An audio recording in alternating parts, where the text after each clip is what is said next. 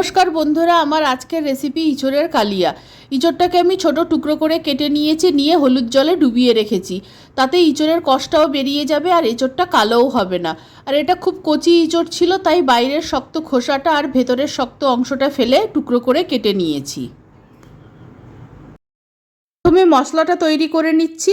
5-6টা ঝাল শুকনো লঙ্কা নিয়েছি, 2টো কাশ্মীরি লঙ্কা নিয়েছি, 2টো টমেটো নিয়েছি, 2টো মাঝারি সাইজের পেঁয়াজ টুকরো করে কেটে নিয়েছি, 10-12 কোয়া রসুন নিয়েছি। কড়াইতে 1 গ্লাস জল দিয়েছি, জলের মধ্যে এই প্লেটের সব মশলাগুলো দিয়ে দিলাম।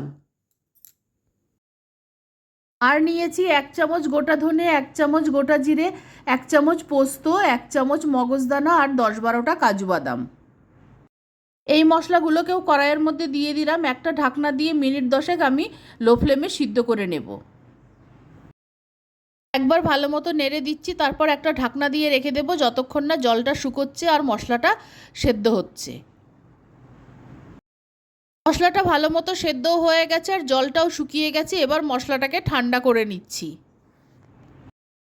কড়াইতে অল্প সর্ষের তেল গরম করে নিয়েছি। এবার টুকরো করে কেটে রাখা আলুগুলো তেলের মধ্যে দিয়ে দিচ্ছি। আলুগুলো হালকা করে ভেজে নেব। আলুগুলো ভাজার সময় একটু নুন আর হলুদ দিয়ে দিয়েছি। এবার লাল করে ভেজে নিচ্ছি।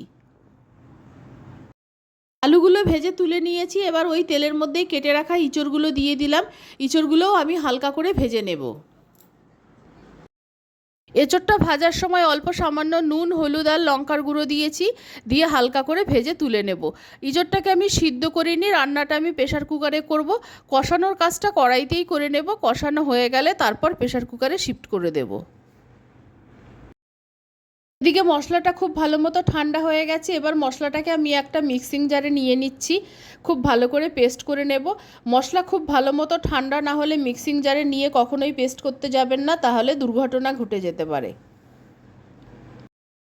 মশলাটা খুব ভালো মতো পেস্ট হয়ে গেছে আর মশলাটার খুব সুন্দর রং হয়েছে। আর এই মশলাটা তৈরি করার সময় আমি আদা ব্যবহার করিনি, কারণ আমার আদা বাটাই আছে, আমি সেইটা ব্যবহার করব। এঁচোড়টা ভাজা হয়ে গেছে, এবার আমি নামিয়ে নিচ্ছি। ফোড়ন দেওয়ার জন্য নিয়েছি 1 চামচ জিরে, 2টো এলাচ, 2 টুকরো জয়িত্রী, 2 টুকরো দারচিনি, একটা স্টার অ্যানিস আর একটা তেজপাতা। কড়াইতে আরেকটু সর্ষের তেল দিয়ে দিয়েছি। এবার প্লেটের সব ফোড়নগুলো আমি তেলের মধ্যে দিয়ে দিলাম। আর অল্প হিং ফোড়ন দিলাম। ফোড়নটা ভেজে নেওয়ার পর আমি 1 চামচ আদা বাটা দিয়ে দিলাম। আর 1 চামচ হলুদ গুঁড়ো দিয়ে দিলাম। আদা আর হলুদের কাঁচা গন্ধটা চলে যাওয়া পর্যন্ত মশলাটাকে আমি একটু ভেজে নিচ্ছি। এবার মিক্সিং জারে করে রাখা মশলাটা আমি দিয়ে দিলাম। গ্যাসের ফ্লেমটা মিডিয়াম করে দিয়ে মশলাটাকে খুব ভালো মতো নেড়ে আমি কষিয়ে নিচ্ছি। যতক্ষণ না মশলার ওপর তেল ভেসে উঠবে ততক্ষণ মশলাটাকে কষাতে থাকতে হবে। রান্নাটা আমি প্রেশার কুকারে করব, তাই মিক্সিং জারে লেগে থাকা মশলাটা আমি জল দিয়ে ধুয়ে আমি প্রেশার কুকারে দিয়ে অন্যদিকের ওভেনে গরম করতে বসিয়ে দিচ্ছি। আমি যতটা ঝোল রাখবো সেই আন্দাজে জল দিয়েছি। মশলাটা প্রায় কষানো হয়ে গেছে। এবার আন্দাজ মতো নুন দিয়ে দিলাম। মশলাটা খুব ভালো মতো কষানো হয়ে গেছে আর মশলার রঙটাও খুব সুন্দর হয়েছে। এবার ভেজে রাখা ইঁচড় আর আলুগুলো আমি মশলার মধ্যে দিয়ে দিলাম।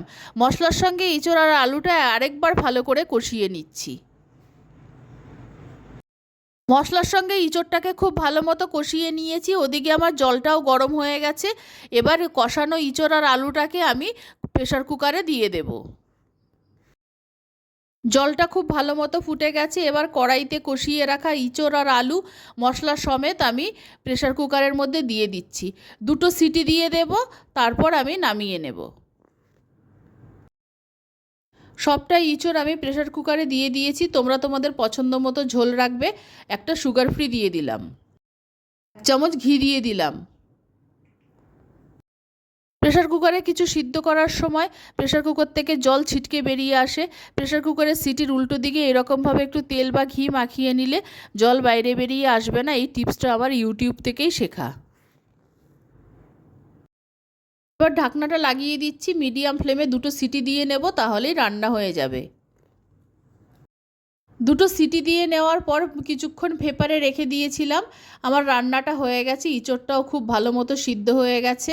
এখন আমি পরিবেশন করব। গরম গরম ইঁচড়ের কালিয়া পরিবেশন করার জন্য তৈরি হয়ে গেছে। আমার এই রেসিপি ভালো লাগলে আমার চ্যানেলকে সাবস্ক্রাইব করার, লাইক করার, শেয়ার করার অনুরোধ রইল।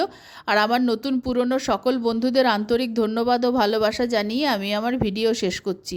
সকলকে অনেক অনেক ধন্যবাদ ও ভালোবাসা রইল।